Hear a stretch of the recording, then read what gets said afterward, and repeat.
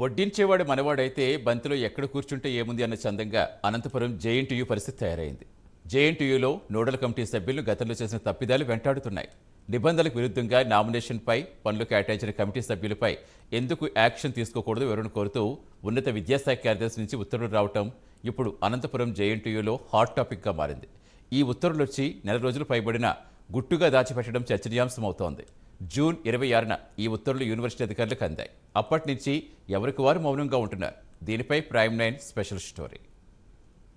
JNTU పరిధిలోని Kalikiri engineering కళాశాల నిర్మాణం కోసం అప్పటి ప్రభుత్వం 295 కోట్ల రూపాయలు కేటాయించడం జరిగింది.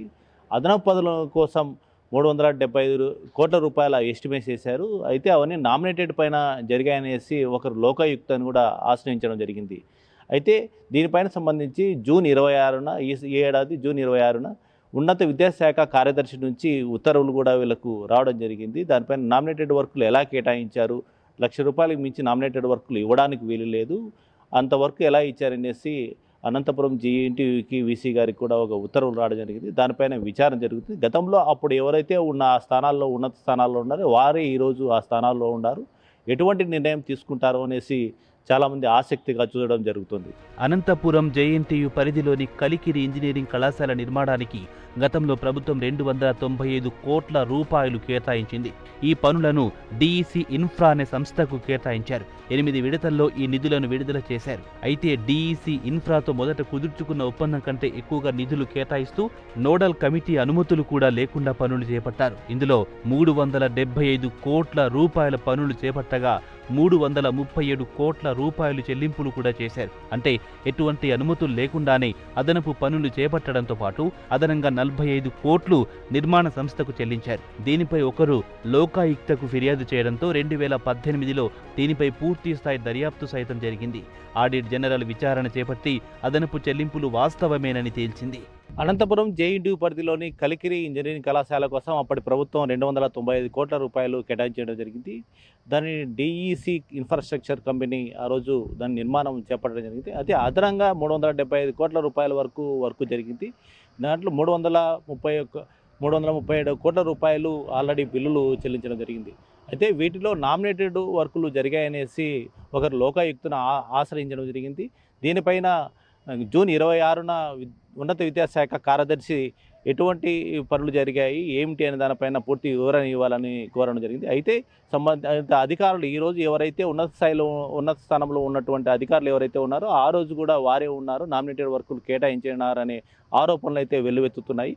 ఉన్నత విద్యాశాఖ కార్యదర్శికి వీరు ఎలాంటి మెసేజ్ ఇస్తారు, సమాచారాన్ని పూర్తిగా సమగ్రంగా ఇస్తారా లేదా, ఒకవేళ ఏంటనేది ఇంకా వెలువడాల్సి ఉంది. వాస్తవానికి ₹1,00,000 మించిన ఏ పనులనైనా నామినేషన్పై చేపట్టవద్దని ప్రభుత్వ ఉత్తర్వులున్న అనంతపురం జేఎన్టీయూలో మాత్రం ఏకంగా 34.52 కోట్ల రూపాయల విలువైన పనులను నామినేషన్పై నిర్మాణ సంస్థకు అప్పగించారు.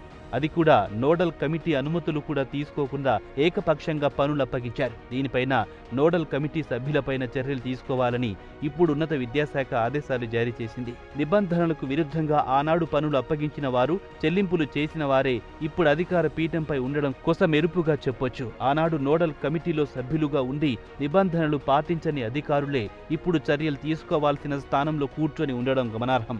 దీంతో ఇప్పుడు ప్రభుత్వ ఉత్తర్వుల అమలు ఏ రకంగా ఉండనున్నాయనేది జేఎన్టీయూలో పెద్ద చర్చనీయాంశమైంది.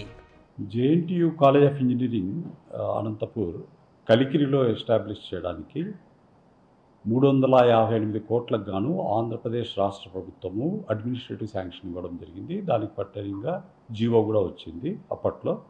సో ఆ జీవో బేస్ చేసుకొని చెప్పేసి JNT university Anantapur Jawaharlal Nehru architectural and finance university హైదరాబాద్తో ఒక ఎంఓయూ ఎంటర్ చేయడం జరిగింది. దానికోసం కూడా టెండర్ కాల్ఫార్ చేసి ఆ యూనివర్సిటీని ఐడెంటిఫై చేశారు.